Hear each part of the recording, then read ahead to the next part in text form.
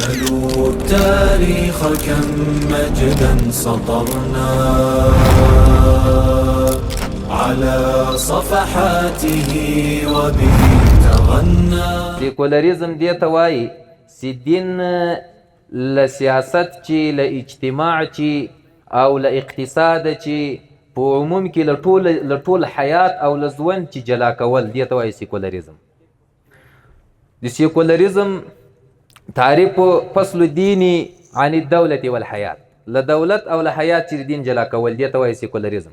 ګورئ دا سیکولریزم چې رامنځته سو که تاسې د عمري صاحب خبرو ته پام کړئ دا داسې یو اضطراري غوندې امر و، یعنې لکه دغه اروپایان چې د یو مجبوریت له وجې راپورته سو او دا سیکولریزم یې رامنځته کړو. لیکن کله چې د دوی سیکولریزم نتیجه ورکړه کلیساوې د دوی د سیکولریزم له برکته بندې سولې او د هغه وخت پاپان راهبان د دوی علما یې د دولت له اډانې او له چوکاټه وایستل. نو سیکولریزم چې نتیجه ورکړه اوس سیکولریزم د دوی لپاره یو مهم فرمول ده، یعنی اوس دغسې نه ده لکه دوی چې د یو مجبوریت له وجې کې لګیا وي. اوس دا سیکولریزم د دوی لپاره د فکري جګړې تر ټولو مهمه وسیله ده. اوس دوی غواړي چې د دغه سیکولریزم د نظریې له برکته په ټوله دنیا کې د اسلام نور دا مړ کړي، ځکه هغه اسلام چې دولت ونه لري، دولتي حمایه ونه لري، یو دولت اسلامي وجود ونه لري، هغه اسلام خو هیڅ په درد نه خوري او نه د دوی کفر ته ضربه ده او نه د دوی د اهدافو مخنیوی کولی شي. د هغه اسلام خو دوی مخالف نه دي، دوی هغه اسلام نه مني چې د هغه اسلام تر شا یو قوي واحد مرکزي اسلامي حکومت او د وخت امیر المؤمنین موجود وي، د هغه اطاعت کیږي. نو دا به دوی باندې هېڅکله د تحمل وړ نه ده او دوی یې نه مني. نو ګورئ دا سیکولریزم اوس د دوی لپاره یو مهمه فرموله ده. دوی له دې چې ډېره لویه عظمي استفاده کوي، خصوصا په اسلامي نړۍ کې دوی د سیکولریزم لپاره مختلف دعوتونه کوي، په مختلفو نومونو باندې دغه لادینیت په مسلمانانو باندې تحمیل کړی ده. د سیکولریزم معنا په پښتو کې بېدیني ده، په عربي کې لادینیت ده، خو دوی په یوه اصطلاح کې علمانیت هم ورته وایي. ګورئ دا سیکولریزم دا چې کله په اروپا کې په 18مه پېړۍ کې رامنځته سو، لکه عمري صاحب چې ویل د هغه مجبوریتونو له وجې، بیا وروسته دا سیکولریزم په دوو برخو باندې وویشل سو. یو غربي سیکولریزم ده، یو شرقي چې دا روس و اوکراین و دغو جیانو ته راغی. په غربي سیکولریزم کې دوی دغه دین یوازې له سیاست چې جلا کوي، چې د دین او سیاست سره بیل کې، دین او دولت سره بیل کې، دا یې بس کار ده. او په شرقي سیکولریزم کې دوی دین له ټوله حیات او له ټولې زندګي چې لرې کوي. په غربي سیکولریزم کې دوی وایي چې دین به په اجتماعي شکل نه وي، په سیاسي میدان کې به دین نه وي، په اقتصادي میدان کې به نه وي، مطلب په عام بازار کې به دین نه وي، الهي حکم به نه وي. پاته سو په فردي زندګي کې، فردي زندګي کې هر څوک کولی شي چې عبادت وکړي، لمونځ وکړي، روزه ونیسي، زکات ورکړي، دغه فردي مناسک او فردي عبادات ادا کړي. لیکن اجتماعي طور باندې دوی ګوره دین نه پرېږدي. دا غربي سیکولریزم ده چې دا ډېر خطرناک هم ده. او یو شرقي ده، شرقي دې ته وایي چې هغه له لویې سره د دین ضد ده، هغه د دین ضد ده، دین نه مني، په یوه برخه کې هم نه مني، له دینه چې مطلق انکار کوي چې دا کمونیزم و دا شیان یې بیا پیداوار دي. د اسلام عقیده ګورئ دا ده، دا خبر په ذهن کې کېنوئ چې د اسلامي حکومت اقامه، د اسلامي امیر نصب دا واجب ده او فرض کفایي ده. دا د اسلام نظریه ده. اسلام داسې نه ده چې یوازې د فرد په سطح باندې احکام منظم کړي دي. په اسلام کې د سیاست احکام سته، د اجتماعیت احکام سته، د اقتصاد احکام سته، د فرد په سطح باندې احکام سته. ټول احکام په اسلام کې راغلي دي. نو سیاست هم په اسلام کې ګونګ نه ده پاته سوی، اسلام ښه کاملا دا سیاست تشریح کړی ده. ځکه هم د موږ د عقایدو کتابونو ګوره لا لیکلي دي چې نصب الامام علی المسلمین واجب، د امام او د امیر المؤمنین نصب او اقامه دا په مسلمانانو باندې واجبه ده. که د وخت امیر د مسلمانانو موجود نه وي، ټول مسلمانان ګناهګار دي، ټول مسلمانان به د وخت د امیر بیعت کوي، چاسي بیعت ونکو او دای مړ سو مرګ د جاهلیت من مات وليس في عنقه بیعت امام مات میتة جاهلیتا یا میتة جاهلیتین. نو مطلب می دا د اسلام لدغه امور چې ساکت نه د پاتې سوی د موږ د تاسې اسلام موږ تاسې ته د یو نظام تشکیل لا تشریح کړی ده، په کامله معنا باندې سیاسي احکام تشریح شوي دي. نو د موږ د تاسې عقیده به دای چې که د سیاست په برخه کې وو، که د اجتماعیت په برخه کې وو، که د اقتصاد په برخه کې وو، که د عدالت په برخه کې وو، که په هره برخه کې موږ تاسې به د اسلام د قوانینو او د اسلام د قواعدو اتباع کوو، هغه به منو، په هغه باندې به عمل کوو. الله جل جلاله پیغمبر علیه السلام ته څه فرمایي؟ فلا وربک لا یؤمنون حتی یحکموک فیما شجر بینهم. په الله قسم داسې نه ده، دوی به تر هغه وخته مؤمنین نسي چې تر څو پورې تا په هغه خپل منځي شخړو کې چې دوی ترمنځ پې کېږي په هغوی کې حکم وانه ټاکي. او ثم لا یجدوا فی انفسهم حرجا مما قضیت، او د الله رسوله بیا چې کله ته کومه فیصله وکړې له هغې چې دوی په زړه کې کومه تنګیم نه راځي، ویسلموا تسلیما، دا د شریعت فیصله، د قرآن فیصله، د حدیث فیصله په کامله معنا باندې دوی ومني په هره برخه کې. الله جل جلاله فرمایي ان الحکم الا لله، حکم یوازې د الله ده. وما ارسلناک الا رحمتا للعالمین، پیغمبر اسلام د ټول عالم لپاره رحمت ده. ل 1400 کاله مخکې چې دی مبعوث شوی د تر قیامته پورې د ټول عالم لپاره دی رحمت ته په هره برخه کې. نو مطلب دا ده چې سیکولریزم په اسلام کې ځای نه لري. له زندګي چې، له سیاست چې، له اجتماع چې، له دولت چې، له قانون چې د دین بیروالی دا په اسلام کې هیڅ کله مطرح نه ده او مسلمانانو ته د منلو وړ نه ده. خبره دا ده چې دغه سیکولریزم حکم د اسلامي شریعت له نظره عمري صاحب په دې باندې رڼا واچوله. اول دا خبره زده کړئ چې اسلامي شریعت سیکولریزم، لادینیت، بېدیني، اکثریت چې دا دوی د کوم اکثریت قائل دي دا مردود کوي، ردوي په قاطع رد سره.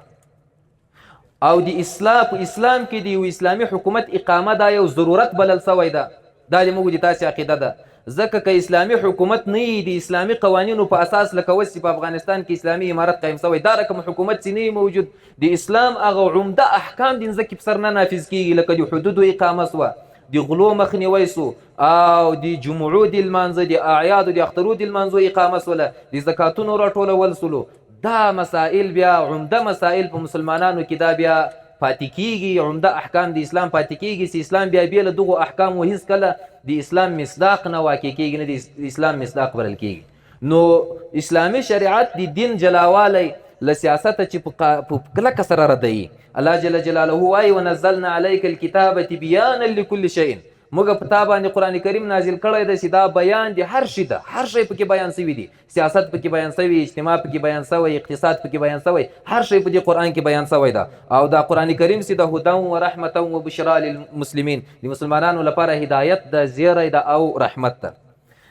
ګورئ څوک چې د الله جل جلاله له حکم نه بغیر په بل حکم فیصله وکړي، د عقایدو کتابو لیکلي دي او دا رقم فتاوا ولیکلي دي چې که چېرته دی له دې وجې په غیر ما انزل الله حکم ورکوي، چې دا د ما انزل الله حکم د الله چې کوم حکم نازل کړی دا صلاحیت دې نه لري چې د موږ د تاسې هغه ضرورتونه را رفع کړي یا مثلا جلب د مصلحت وکړي یا دفع د ضرر وکړي، نو ځکه زه په بل حکم فیصله کوم، د مخلوق په حکم فیصله کوم، د الله په حکم ځکه زه فیصله نه کوم چې د الله په حکم کې صلاحیت نشته. که په دغه عقیده باندې په غیر ما انزل الله حکم وکړو، دا په اتفاق د علماو سره اعتقادي کفر ده، په دې باندې سړی له ملت اسلام چې خارجيږي او په دې باندې سړی کافر مطلق ګرځي. او که چیرې یو سړی په غیر ما انزل الله باندې حکم له دې وجې وکړي چې دی جاهلي په حکم الهي باندې، او یا دی د نفسي خواهش له وجې په غیر الهي حکم باندې فیصله وکړي، او یا یو بل دنیوي غرض وي، نو بیا دی په کفر عملی باندې اخته کېږي، دا عملا کافر بلل کېږي، اعتقادا کافر نه ده. د ده لپاره علما ولیکلي توبه کښل حتمي او ضروري ده، او له دې کاره چې د ده بندول دا واجب او ضروري و حتمي دي. نو ګورئ دغه سیکولریزم چې دین د زندگی له اړخونو چې ایستل، له سیاست چې ایستل، یا په عموم کې د ټول دین له منځه وړل، دا په شریعت کې مطرود عمل ده، دا باندې رد شوی ده. او یو مسلمان من حیث یک مسلمان باید دغو عقیدوي او فکري موضوعاتو ته ډېر کلک متوجه سي، تر څو پورې دوی په هغه ښکار کې نسي واقع، نو لکه اوس ګوره مختلفې وسیلې او اسباب دی لري چې ما تا ته دیموکراسي او دغه مدني وضعي قوانین ښه معرفي کوي، نو ما تا باید ډېر ورته متوجه یو تر څو پورې د ما او د تا فکر خالي وي، نو بیا د دوی تر تاثیر لاندې راځو. نو دغه مجلس چې ګورئ ځوانانو هدف دا ده چې تاسې که دا پدیده دلته په کامله معنا باندې زده نه کوي، باید یوه انګېزه خو در سره یوسئ د دې مجلس چې بیا ولاړ سئ هلته له تاسې له ځانو سره مطالعه در وکړئ، د فکري روزنې مربوط کتابونه لیکل سوي د مختلفو عربو او عجمو علماو د سیکولریزم و د تغریب و د تفسیر و د تبشیر و د تنصیر د مختلفو نظریو په رد کې کتابونه لیکلي. یوه سیکولریزم نه، یو سیکولریزم نه، ټولې پدیدې ناوړه پدیدې کلکې در مطالعه کوي. یعنی دغه کنفرانس دغه سیمینار باید د تاسې لپاره دا انګېزه ایجاد کړي چې نور تاسې را بیدار سئ. نور خو ما ته ملګرو ویل 20 منټه وخت ده، نو په 20 منټه وخت کې به زه شی تشریح کوم، یا به عمري صاحب شی تشریح کوي، یا مفتي صاحب شی تشریح کوي. مطلب دا خو ډېرې غټې غټې پدیدې دي، د دې مضبوط تاریخ در وګورئ، ازرار یې در وګورئ، د دغو پدیدو د اشاعت اسباب در وګورئ، د دغو پدیدو مقابله باید څنګه وسي هغه در وګورئ. نو نور ځوانانو تاسې لاس په کار باندې سئ. ګورئ دا سیکولریزم له فرانسه چې په 1900 کال کې شروع سو، ټولې دنیا ته چې نشر سو، هغه د دغو غربیانو او د دغو غربپالو د ځوانانو له برکته. نو ولې د مسلمانانو ځوانان دا صلاحیت نه لري چې دوی خپله صحیح اسلامي نظریه په ټوله دنیا کې نشر کړي؟ که دی کوم اسباب لري او دی کوم فکر لري او دی کومه انرژي لري، دماغ تا ځوانان یې نه لري؟ باور وکړئ دا یو ځوان د موږ د تاسې د دوی تر 10 ځوانانو پیاوړی ده، خو لیکن ګورئ هغو کار کړی د خپلې نظریې ته. خپله نظریه د اسمان له سره د یو مجبوریت له وجه یو شی شروع کړو، لیکن په ټوله دنیا یې تحمیل کړو. اوس څومره کار روان ده ورته. نور ګورئ تاسې دغو مسایلو ته متوجه سئ، دا رسنۍ صحیح استعمال کوي، داسې استعمال کوي چې دوی د یو کوچني پوسټ رد په یو دراز پوسټ باندې ورکوي. ښه ورته متوجه سئ، دا د تاسې مسؤلیت ده. دا سیمینارونه دا یېرېږي ولې؟ دا ګوره دا د مشرانو سره څومره ښه فکر موجود ده، هغو سره د دغو ځوانانو فکر موجود ده، مختلفې برنامې ورته دایروي. نور ګورئ باید تاسې راویښ سئ، دغسې غافل باید پاتې نه سو، خالي تر خپله ځانه پورې کیسه را منحصره نه کړو چې بس ما ته د خیر وي او د ما ځان ته د خیر وي، که سیکولریزم وي او که اسلامي. دا خو ډېر سخته ضرر ده. دا خو که نن ډېر پرمختګ و انتشار وکړي، سبا د تا کور ته دا پدیده درځي، سبا د تا اولادو ته درځي، سبا نور ناوړه او فحاشي مشکلات دلته ټولنې ته راوړي. نو دغو مسایلو ته د ځوانانو توجه ډېر اشد ضرورت ته د وخت چې ځوانان باید له دغې پدیدې چې ولې خبري. دلته څومره ډېر ځوانان ناست یاست او دا ځوانان چې ولاړ شي نور ځوانان خبر کړي، دا ځوانان باید د دې پدیدې چې خبر ولي. اوله وجه یې دا ده چې ځکه باید خبر سي چې د دې پدیدې د انتشار له وجې عقیده او هویت خرابېږي.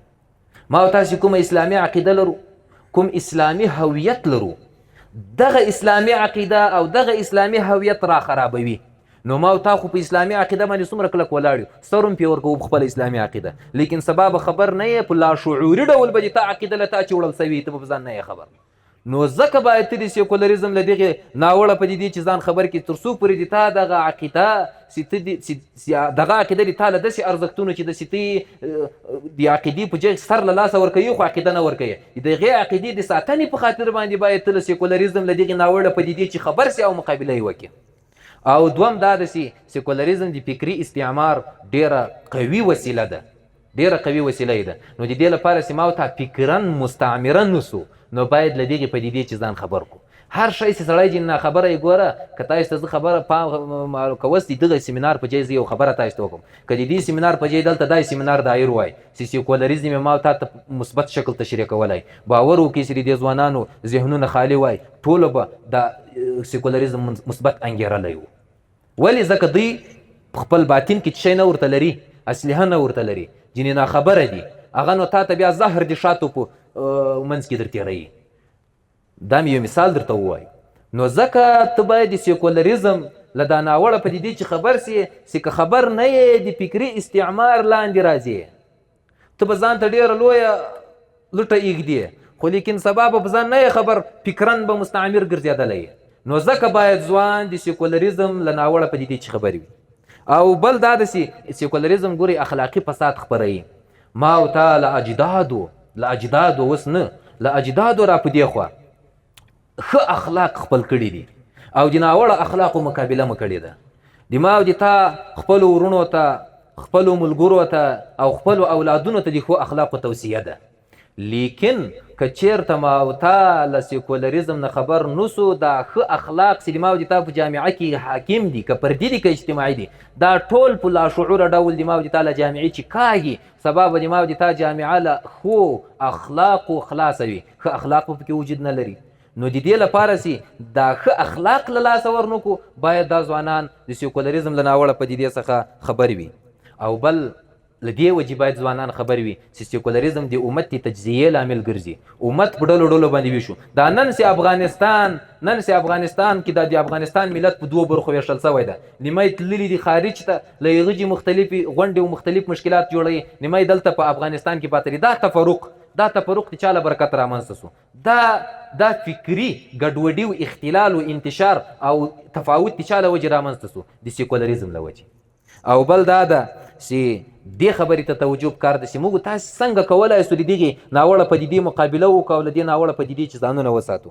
اول دا ده چې د دین پوهه ترلاسه کړو. د دین پوهه ډېره مهمه ده. څوک چې د دین له پوهې خالي وي، هغه د سیکولریزم تر ښکار لاندې راځي.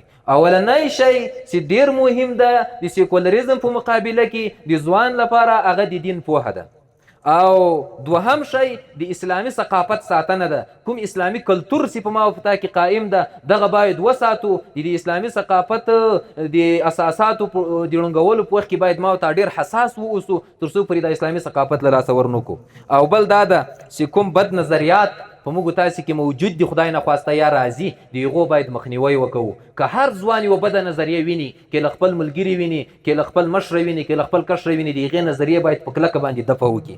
او بل دا ده چې صالح او نیکان ملګري باید ځوانان انتخاب کړي. نن بعد دا ځوانان باید ولاړ شي ښه نیکان ملګري د ځان لپاره انتخاب کړي. او بل دا ده چې عملي دینداري ټول ځوانان باید په ځان کې راولي. او بل دا ده چې د علمای کرامو توصیو ته او د علمای کرامو هغه لارښوونو ته باید موږ تاسې متوجه سو چې علمای کرام څه لارښوونې راته کوي، هغه واورو، هغه عملي کړو، تر څو د سیکولریزم سبا مقابله وکړو. او د علمای کرامو د توصیو له برکته په ما او په تا کې دا صلاحیت پیدا شوی، تر څو دا ناوړه پدیده رد کړو. تهاب الأسد وطأتنا لأننا لغير الله كلا